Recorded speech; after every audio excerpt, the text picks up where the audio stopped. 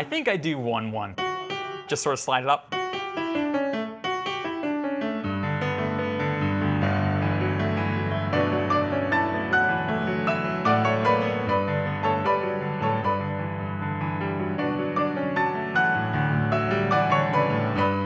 Okay, we're getting somewhere.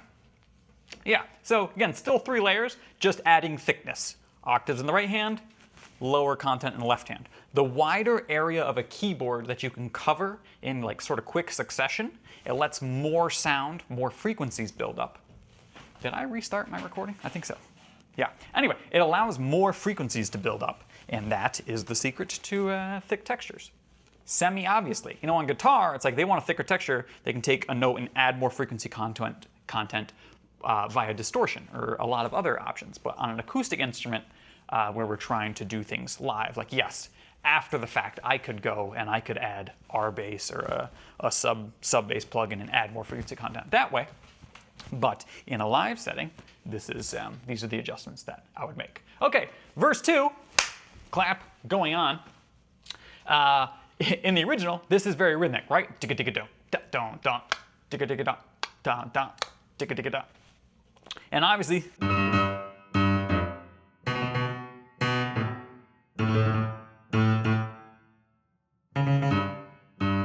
I can't use both hands to play just that, but it is too fast to sort of, oh no, hey, that's pretty good.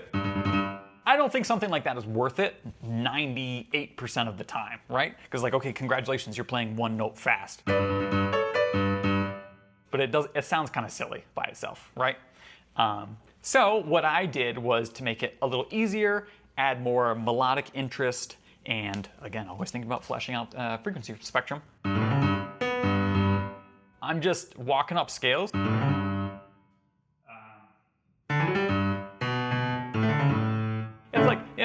I'm outlining either a quick little scale moment or outline a chord. You know, sounds better to me than. That's what I did. Yeah, 4-3-1. For those following along at home, of an A chord.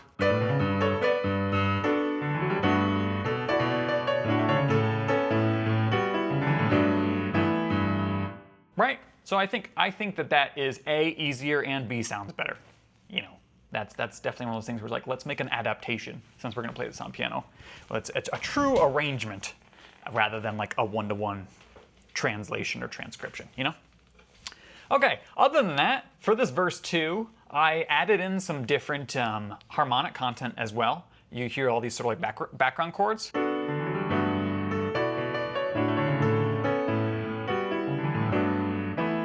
Which gets sort of into like one of the functional keyboard skills that I teach, or you know, try and encourage my students to explore, is this idea of like finding fingerings where you can play your melody, helped with the pedal, you can play your melody just with the top couple of fingers, so that way your lower fingers can grab a couple of chord tones.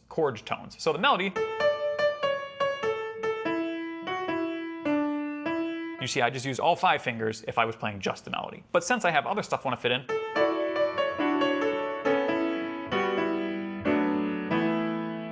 right, so I'm still trying to voice, and when I say voice, I mean bring out those upper notes. You know, I could bring out like, here, watch. I'm gonna play that same passage with my thumb really loud.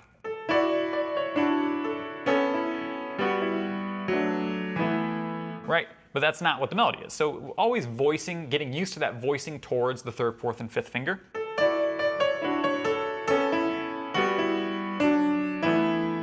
Right, that's a little extreme. But so that way, I have more room to fill out some things. In general, I'm just thinking about just like outlining a chord with a couple of color tones and just making it kind of feel suspended. Like, hey, G major 9, great. Not even sure what you'd call that, B minor 11 maybe. Doesn't really matter. It's some form of D over A.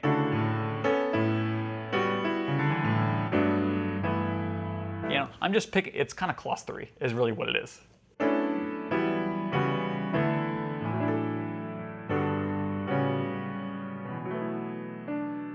Like, I know I'm in whatever you want to call it, either D major, B minor, or G Lydian maybe. Either way, I know I've got 2 sharps, and so I can just build clusters with F sharp that include F sharp and C sharp, and anything else generally is going to be fine.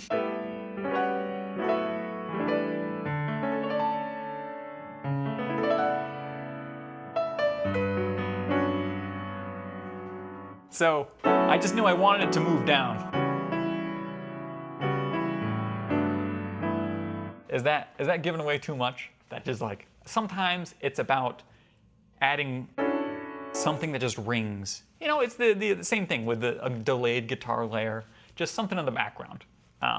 So that's what I'm doing with these chords. On the repeat, it's a little cooler.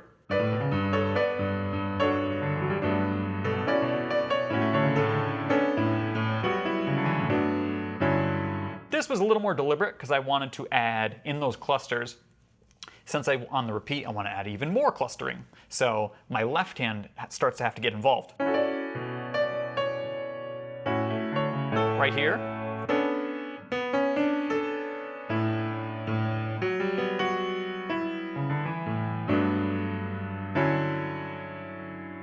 Yeah.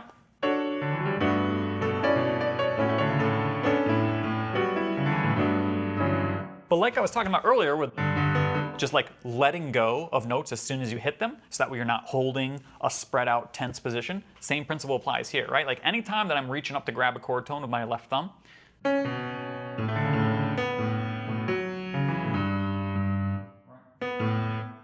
I'm not holding this 10th. Just hit it and leave. Reset down to that low register.